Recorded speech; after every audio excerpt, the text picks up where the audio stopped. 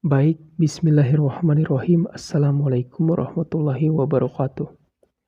Pertama-tama, marilah kita panjatkan puji dan syukur kepada Allah Subhanahu wa Ta'ala, karena atas berkat rahmat dan karunia-Nya, saya dapat menyelesaikan tugas ini tepat pada waktunya.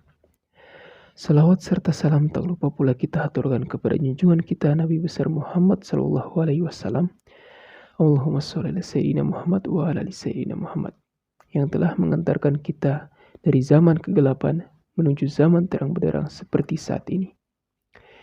Pada kesempatan kali ini, izinkan saya untuk mempresentasikan tugas saya, yaitu tentang biografi singkat Nabi Musa alaihissalam, serta salah satu kisah yang dapat saya ambil pelajaran serta hikmahnya. Berikut materi yang saya dapatkan, semoga dapat menjadi pelajaran bagi kita semua, terutama bagi saya sendiri, dan semoga kedepannya bisa lebih baik lagi. Nabi Musa alaihissalam merupakan manusia pilihan Allah Subhanahu wa Ta'ala yang diutus menjadi nabi dan rasul bagi kaum Bani Israel, atau sekarang lebih dikenal dengan nama kaum Yahudi.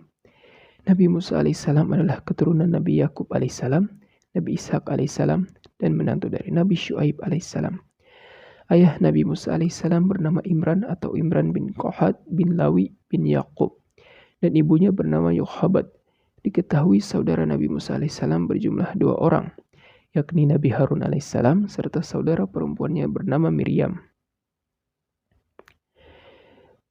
Sebagai seorang nabi dan rasul, Nabi Musa alaihissalam mempunyai beberapa keutamaan dan mendapatkan mukjizat dari Allah Subhanahu wa Ta'ala.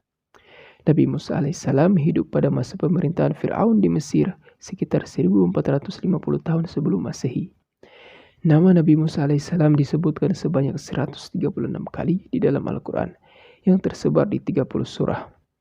Beberapa keutamaan Nabi Musa alaihissalam yakni sebagai rasul yang menerima kitab Taurat, mendapatkan mukjizat melalui tongkatnya dan tangannya yang dapat bercahaya.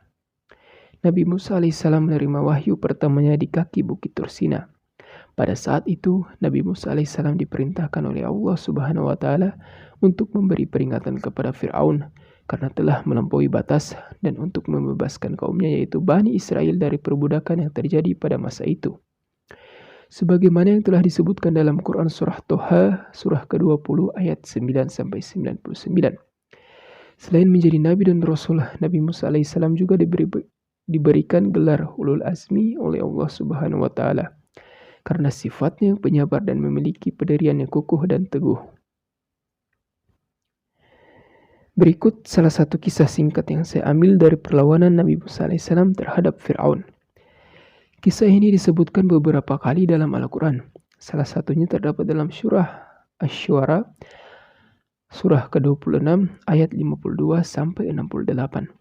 Kisah ini dimulai ketika Nabi Musa alaihissalam mendapatkan wahyu dari Allah Subhanahu wa Ta'ala untuk meninggalkan Mesir bersama kaumnya pada malam hari, sebagaimana disebutkan dalam surah Asy-Syu'ara ayat 52 yang artinya, "Dan kami wahyukan kepada Musa, pergilah pada malam hari dengan membawa hamba-hambaku, yaitu Bani Israel, sebab pasti kamu akan dikejar." Keesokan harinya, kabar tentang kepergian Nabi Musa alaihissalam beserta kaumnya sampai juga ke telinga Fir'aun.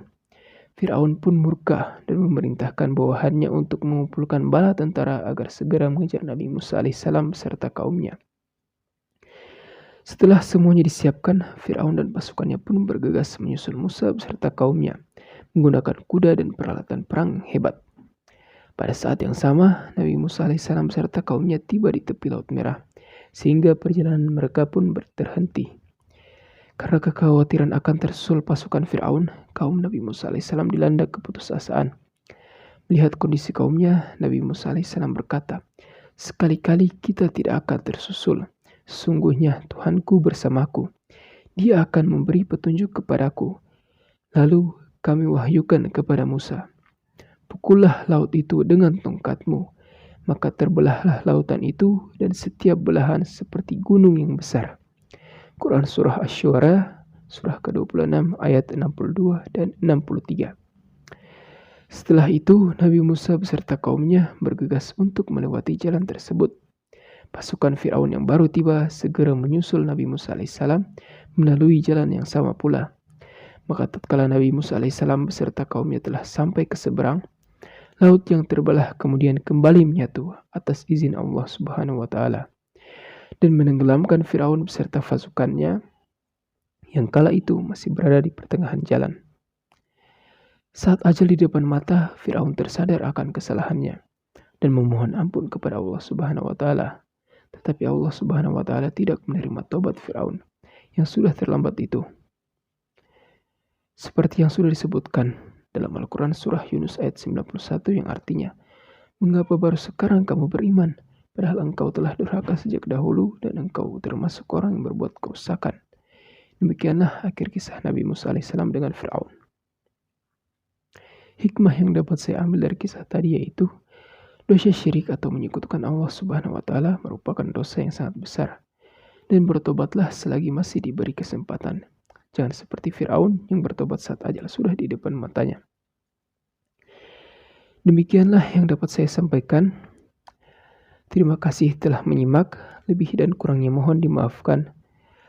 Akhir kata, wabillahi taufiq wal hidayah. Wassalamualaikum warahmatullahi wabarakatuh.